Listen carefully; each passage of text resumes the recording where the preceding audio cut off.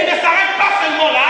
Il a également vécu sur la terre 100% homme. Alors là, c'est différent. Jésus-Christ vient nous dévoiler l'identité de l'homme. Bien aimé, lorsque Dieu a créé l'homme, la Bible dit à son image et selon sa ressemblance, Dieu avait une vision. Dieu avait une image de l'homme. Dieu avait un but par rapport à l'homme. La pensée de Dieu, à l'origine, au commencement de toutes choses, Dieu ne voulait pas des églises. Dieu ne voulait pas des serviteurs. Dieu ne voulait pas des pasteurs. Qu'est-ce que je suis en train de dire? Dieu ne voulait pas des modérateurs. Dieu ne voulait pas des intercesseurs. Il ne voulait pas le protocole. Alléluia. Lorsque nous lisons la parole de Dieu au commencement de toutes choses, Genèse chapitre 1, chapitre 2, chapitre 3, chapitre 4, chapitre 5, à aucun endroit on nous a parlé d'église. À aucun endroit on nous a parlé des pasteurs. À aucun endroit on nous a parlé des prophètes. Dieu ne voulait pas les serviteurs. Dieu voulait les fils. Dieu voulait les citoyens pour son royaume céleste. Dieu voulait répandre sa dominatrice et son autorité sur la terre au travers de l'homme. Dites un amen bien. Alors Dieu va investir l'homme d'une certaine autorité, d'un certain statut. Et lorsque Adam a mangé le fruit, Adam a failli à la mission que Dieu avait pour lui. Alors Adam a perdu l'identité que Dieu avait pour lui. Alors Dieu va décider de rétablir toutes choses. Alors qu'est-ce qu'il va faire? Il va envoyer Jésus-Christ qui était un second Adam. Mais il n'était plus une âme vivante, mais c'était un esprit vivifiant. Afin que Jésus-Christ vienne remonter à l'humanité la véritable identité que Dieu avait à l'origine. Ce que Dieu attendait de l'homme. Alors, bien aimé, le modèle de l'humanité s'appelle Jésus-Christ. Le véritable modèle de nos vies, c'est Jésus-Christ. 100% homme.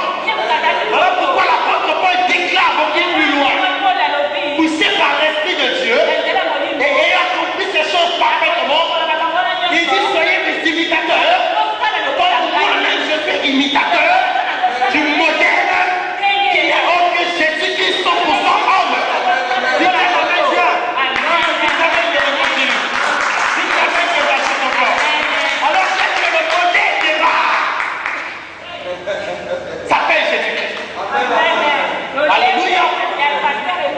Ce qui est merveilleux dans la vie de Jésus, c'est que Jésus-Christ a vécu sur la terre 100% homme.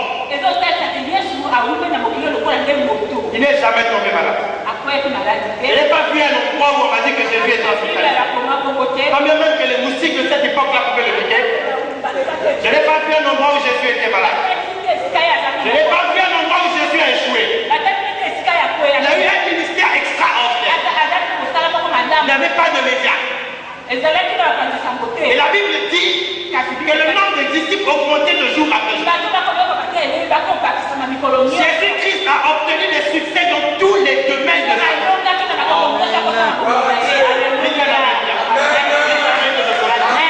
Une fois, les hommes croyaient que Jésus-Christ était limité.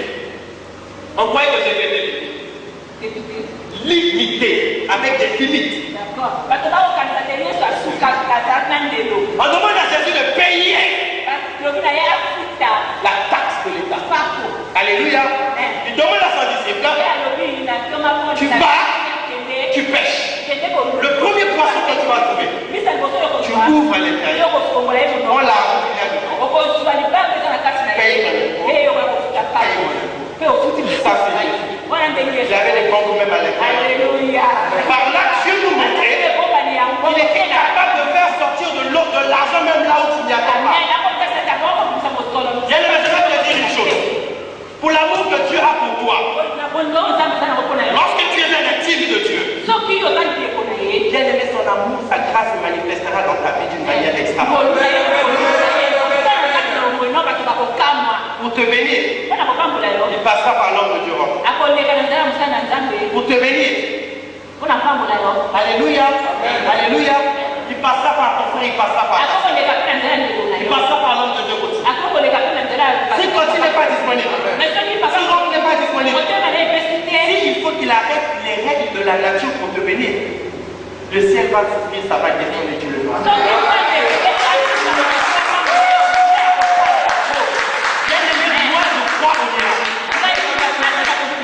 Si on enlève les miracles, moi je suis. Je suis en train de parler à un ami de Dieu. Jésus n'a pas échoué. Même pas une seule fois. Il n'a connu que du succès dans tout ce qu'il a fait. Alors je me suis posé la question. Quel était le secret de Jésus? Afin de toujours voir le succès dans tout ce qu'il a fait. J'aime ouvre prendre tes oreilles. Parce que hier j'ai parlé avec le Saint-Esprit. Je posais la question. Saint-Esprit, comment se fait-il? Le modèle a eu du succès.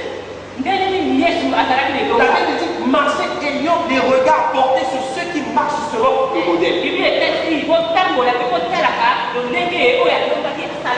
dit tel qu'il est, tel que je suis. S'il a marché avec le succès, moi je dois marcher avec.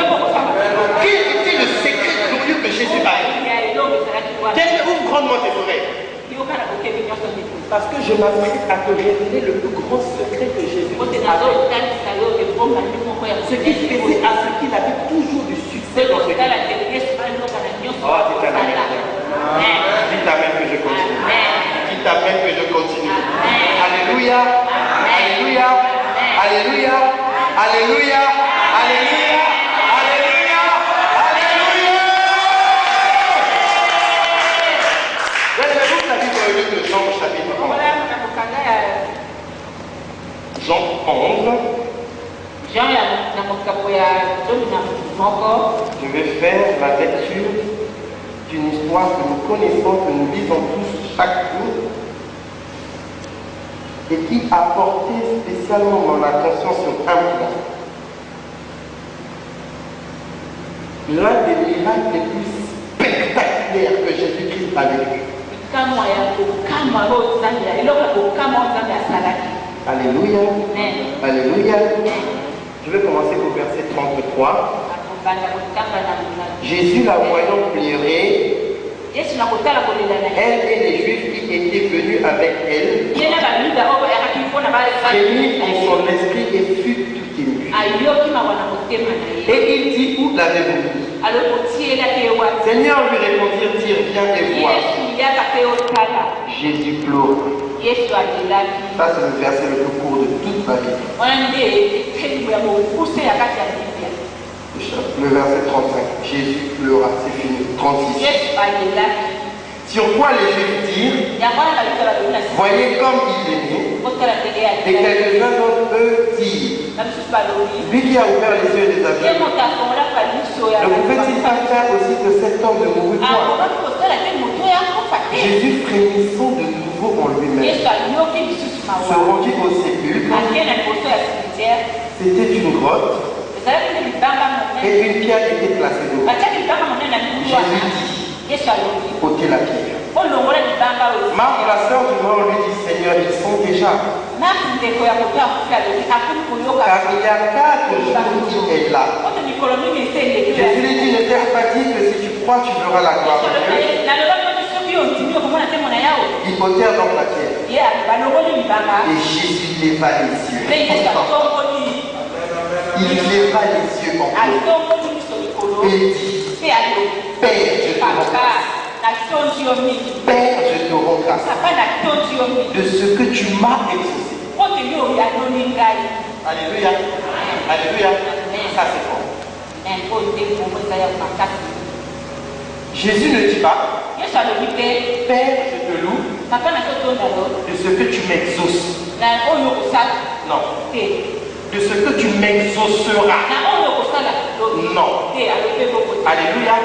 Je te loue, Père, de ce que tu m'as exaucé.